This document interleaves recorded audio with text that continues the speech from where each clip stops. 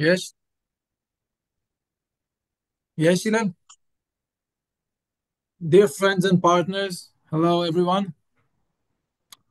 Thank you for joining us at this first ever gathering of former kibbutz volunteers under the banner "Once a volunteer, always a friend." We are joined by participants from Europe, the United States, and Canada, former volunteers from different years and different kibbutzim. But we are all connected by one thing: our great love for the kibbutz.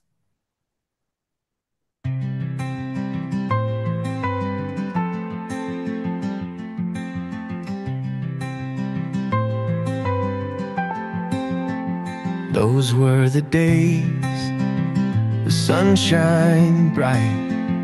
We worked together from dawn till night, with open hearts and hands so strong.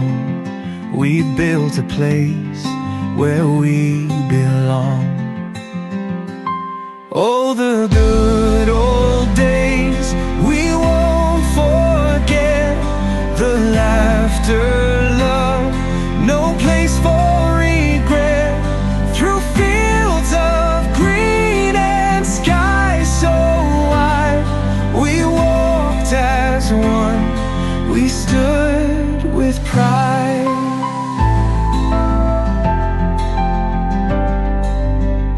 The stories told by fire's warm glow, of dreams we chased, of seeds we'd sowed. Through every storm, through wind and rain, we found our strength, we'd rise again. Oh, the good old days we won't forget. The laughter, love, no place for regret. Through fields of green and skies so wide, we walked as one, we stood with pride.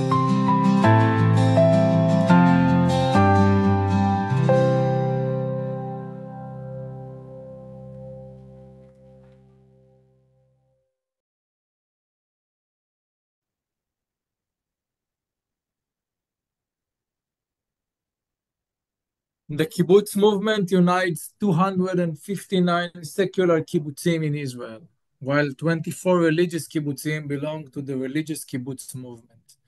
The kibbutzim are scattered throughout Israel, and there's a famous metaphor that says if we were to turn off all the lights in Israel and only light up the kibbutzim, we would see the country's border. This is truly the case. 100 of the kibbutz movement's kibbutzim are located along the borders, effectively serving as the nation's border guard. On October 7, 2023, Israel was attacked by the Hamas terrorist organization. 22 kibbutzim in the western Negev were under attack. Hundreds of kibbutz members were murdered and kidnapped. Later that day, and in the days that followed, the IDF evacuated all the kibbutzim, and they have not yet returned. Even as we speak, 37 of the 73 Israeli hostages in Gaza are kibbutz members. On October 8, the Hezbollah terrorist organization began attacking Israel, and 19 kibbutzim located along the Lebanese border were also evacuated. 30,000 kibbutz members were evacuated from their homes during those days. 50,000 people, kibbutz members and urban residents from the area, were hosted in kibbutzim in central Israel. On October 7th at 10:34 a.m., the following message was sent in the kibbutz movement's management group. Ophir Libshtein was killed. Ophir, who was my dear friend and head of the Sha'ar HaNegev Regional Council, fell defending his home in Kibbutz Kfar Aza, a community that would lose 64 members to murder and 20 more to captivity. At that moment, we understood in the movement that this was not just another regular round of fighting, and that we needed to organize differently. That evening, we established the Kibbutz Movement Emergency Array. Initially, the emergency array took care of the most basic needs: clothes, children's shoes, laundry, establishing schools, burial arrangements, and more. We were present where the state was not. Throughout the past 15 months, we have been working to help kibbutz members get through this difficult period as best we can. We established the Kibbutz Movement Rehabilitation Fund to support the kibbutzim of the Western Negev and the northern border, to assist as much as possible in education, community, and community resilience.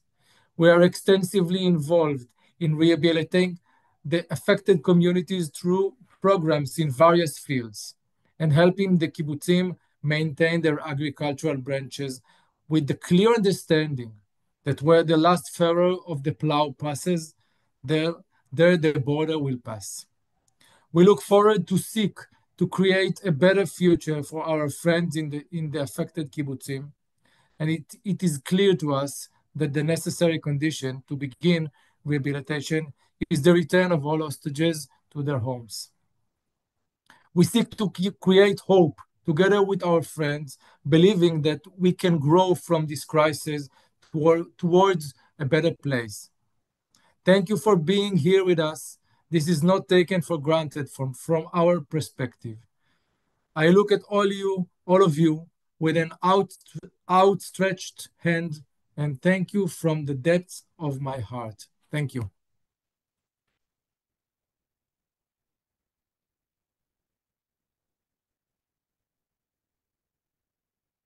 So, welcome to our Zoom. Next slide, please. I'm from Kibbutz Nirim, a place which we call 95% heaven. We're 2 kilometers from the border. I arrived at the kibbutz not as a volunteer, rather through my army service, but I always loved the connections between the volunteers and the kibbutz. I loved the vibe of the diversity that the volunteers brought with us, and I was even volunteer leader in 1982-83. So my name is Adele, and I am a survivor of the October 7th massacres. On October 6th, we had a grand celebration for Nirim's 77th anniversary, where we had hundreds of guests. We had live music, food, bouncy castles, and it was such a joyful celebration. October 7th began with massive rocket attacks starting at 6:29 a.m. Because Nirim is so close to the Gaza border, we have 0 to 10 seconds to get to someplace safe.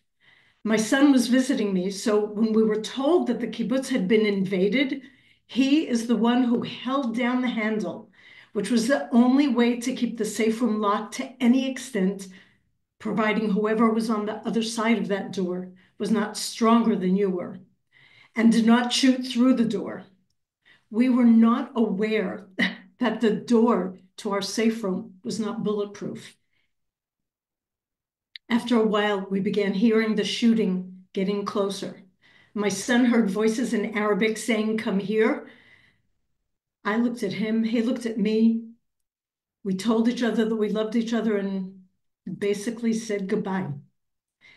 Later on, when it quieted down, I opened the safe room door, and we understood that the terrorists had been on our doorstep. Click, please. They started breaking in and started breaking into the window. And for whatever reasons, which we will never know, they were called away. My ex-son-in-law, who's a member of the first responders team on my kibbutz, was in his safe room with my 3 young granddaughters, Ziv, Ras, and Yuval, at the time aged 2, 6, and 8.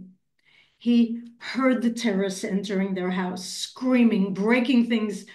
He told the girls to hide under the covers, that they would hear a loud noise, but not to come out from under the covers no matter what. He waited until he saw the handle of the safe room door beginning to move. He kicked open the door and shot the terrorist right in front of the safe room. He began to run after the other terrorists in the house, but he realized that there were many highly armed terrorists outside, and he didn't stand a chance. So he went back into the safe room to protect my grandchildren. He got down on one knee and waited, raised his gun, and the next person to open that door was going to get a bullet. 8 people on Nirim that morning were kidnapped. 5 were kidnapped to Gaza. Sorry, 8 people were killed on Nirim. 5 were kidnapped to Gaza. Hannah, Norolin, and Rimon were returned in the first hostage deal in November 2023. Nadav and Yegev were executed in the tunnel in which they were being held captive. The IDF retrieved their bodies and they were laid to rest in August 2024 in the Kibbutz Nirim cemetery. Kibbutz Nirim is 1 out of 8 red communities. 30 buildings were destroyed, 45 severely damaged. Emotional and psychological trauma is rife among all of us to one level or another. And today we are refugees in our own land. We were evacuated under fire through an active war zone to Eilat on October 8th. And in early 2024, the majority of us moved to 4 different neighborhoods in Beersheba, where I am speaking to you from now. Nirim is still considered a closed military zone, and we're not allowed to move back yet. Today, we have volunteers of a new breed, good people from Israel and abroad who come to Nirim to help us recover our lives, to rebuild, so that when it is safe enough for us to be able to go back and the army allows it, we can move back home to a beautiful kibbutz, bigger, better, safer, and stronger than ever before. But we will not be able to truly begin healing until all of our innocent hostages are returned home, the living to heal in the loving arms of their families, and the dead to be buried in our land. We're rebuilding that which was destroyed and expanding to improve the lives of those who live here. And for those who will join us in the future, and yes, there is a waiting list of families waiting to join us. We are strong, we are resilient, and we will reclaim our homes and our community. Am Yisrael Chai, whether you like it or not. And before I end, I would just like to invite anybody who's interested in following what's going on along the border to join us in the safe room, in my Facebook group that I opened in 2011, Life on the Border with Gaza. Thank you all for coming and caring and being there for us then and now.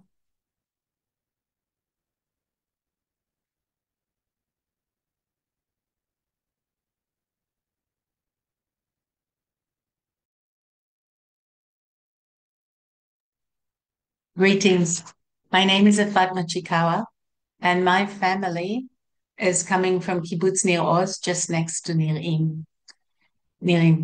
I would like to share with you how hectic was to be part of the hostage family group. We had 6 kidnapped, 5 just returned, and 1 was killed on the way. But I would like to start, please, with the end, the almost perfect end, although we are missing so many still. My uncle, Gadi Moses, was one of the latest hostages to come back.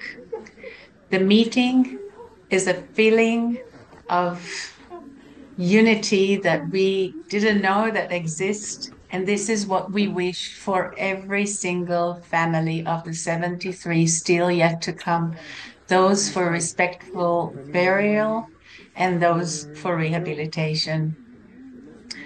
In the next picture, you can see who is Gadi. Gadi is a modest man. He is a wonderful agronomist. He specializes in growing crops such as potatoes and carrots and peanuts and in water management. But see what happened in the next short video.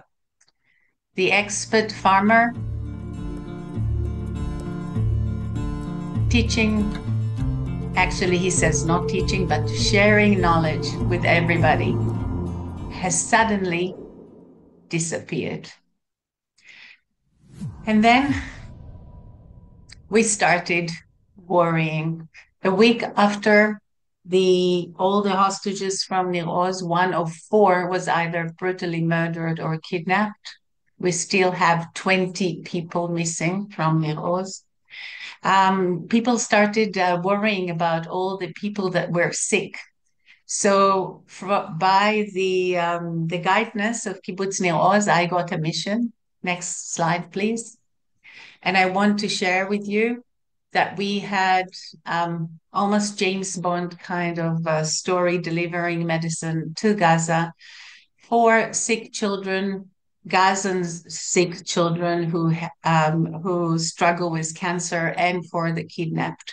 We know that our medicine got to Gaza. We know it was found, some of it was found in one of the hospitals, but we have yet to hear that the hostages actually got it. The point is not the medicine today, but the point is that everything is possible, even delivering medicine to a war-zone neighbor country. Next, please. I would like to share with you some of the things that we did.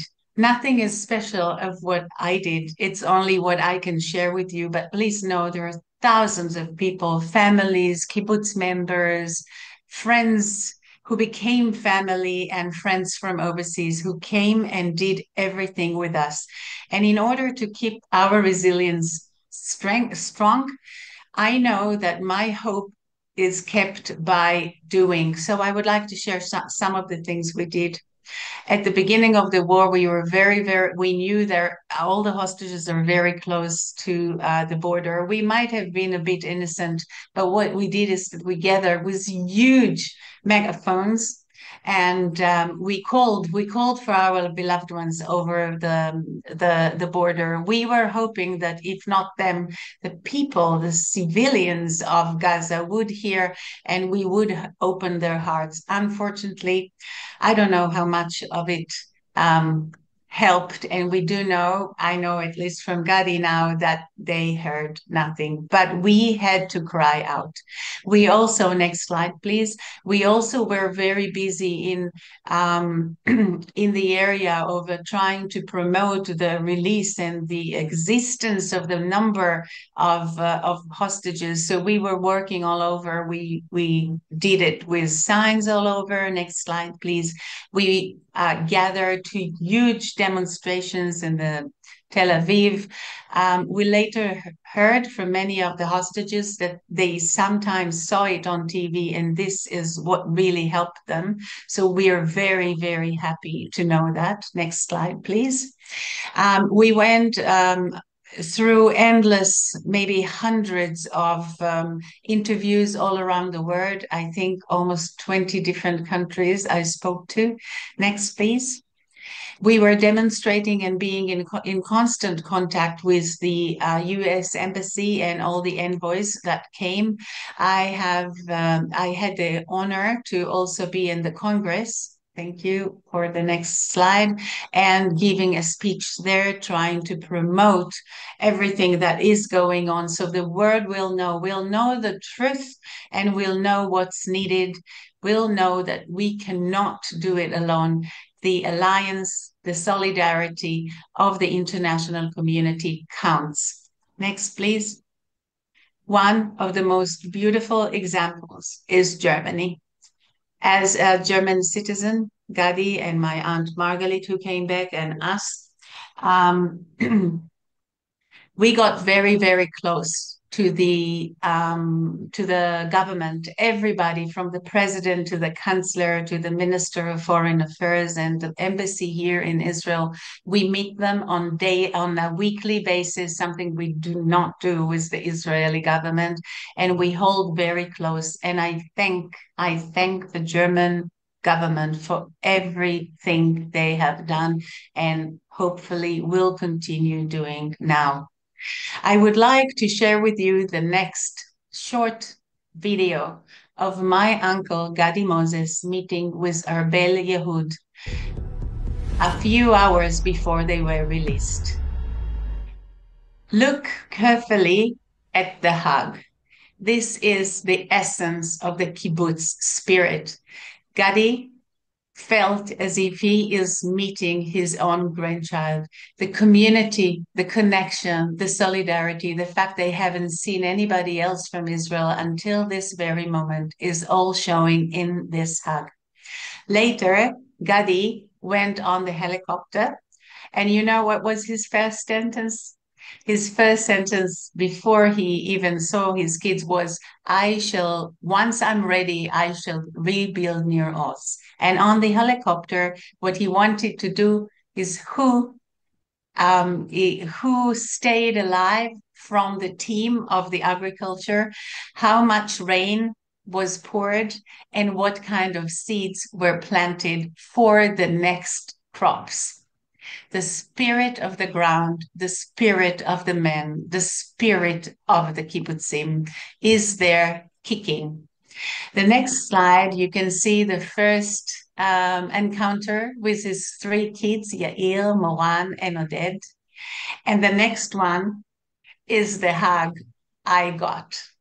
And this hug is the spirit, is the call of my uncle to rebuild Nir Oz, is the call for him to make sure that the ground is being planted, thinking of future, and it's the call of solidarity, resilience, and family.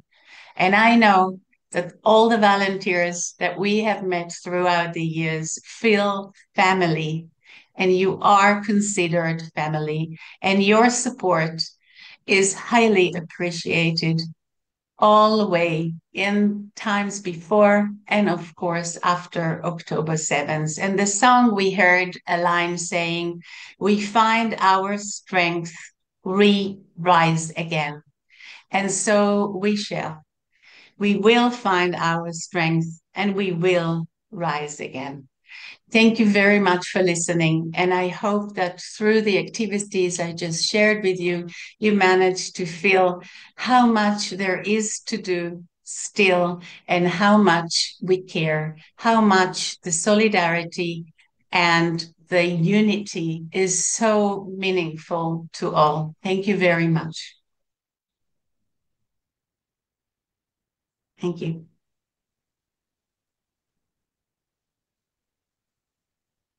Thank you, Efrat and Adele. Okay, Hillel. Thank you, Efrat and Adele. We need your help, guys. Please join our journey towards rehabilitation. You can see the donation link. It can be found in the chat throughout the meeting and will also be sent to all of you by email afterward. Thank you again for joining us this evening, Israeli evening. Thank you. Hello, everybody. Hillel, can everybody hear me?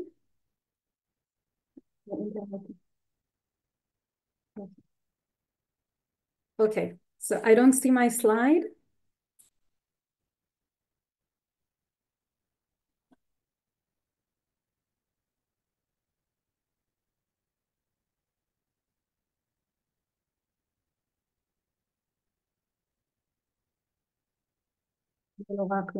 רק אצלך. I don't see the presentation. Okay, yes. So, everybody can see me? Okay, so hello everybody. I'm very excited to be here. My name is Karen. I'm the head of the international department of the Kibbutz movement. And with it, of course, the International Volunteer Program, you know as KPC. I would like to take a few minutes just to talk a little bit about our program throughout the years and the program that you all took part in. So this is our International Volunteer Program, is one of the oldest volunteer programs in Israel. It was the first of its kind, started 15 years ago, and over the years enabled more than 400,000 people to take part and to take part in the kibbutzim, to be a part of our communities. More than 130 countries, people from 130 countries came to Israel. And in the late 70s, beginning of the 80s, we had more than 12,000 people coming to Israel a year, to all of the kibbutzim. Next slide, please. Throughout the years, of course, Israel has changed, the kibbutzim has changed, and the world has changed. Young people has changed. So naturally, the numbers of people coming to volunteer in the kibbutzim was reduced, but our program developed more and more and became more professional. And with the years, we managed to have more content and seminars that brought people together and made the bond stronger between our volunteers and the Israeli society, and of course, let them a little bit more understand our special model of this community called kibbutz. Next slide, please. I just wanted to show you that before the corona, we had more than 800 volunteers every year coming from 30 countries with all kind of different programs, agriculture programs, educational programs, programs with universities, with NGOs, of civic service society, and from all the continents, from America, from Latin America, from Europe, from South Africa, from Asia. And it was a very, very special, very unique program. Next slide. And the evening of the 7th of October, we had here 150 volunteers in Israel. And of course, with the war that started, everybody needed to leave. But very soon, we started receiving from all our former volunteers abroad messages, support, requests to come and help us. And very quickly, when it was possible to come to Israel, we had till now more than 20,000 people coming to volunteer in Israel to support our kibbutzim and to support the reviving of our kibbutzim. Next slide, please. Next slide. Just one example to give you from Kibbutz Nirim, the kibbutz that Adele told you about. She's coming from Nirim. A volunteer group from Germany who came in the summer to help reconstruct in reconstructions of the kibbutz itself, of the buildings, of the kindergartens. It was even in the local newspaper. It was very moving and very special. And the last slide, I would like to show you the program that we now started since the summer, called Embrace a Kibbutz, which allows people from all over the world to come, every age, to come and to support our kibbutzim. It's a program that enables people to come from short period for a few days till a few weeks, and stay in the kibbutzim and take part in the reconstruction of the kibbutzim. So We're very excited that you are all here. And now we want to take a minute to take half an hour to have the reunion, or a short reunion. We will now divide you into breakout rooms. This will happen automatically. If it didn't happen automatically, just stay here. Our technical team will help you and assist you to come to one of the breakout rooms. So we'll see you there in a minute.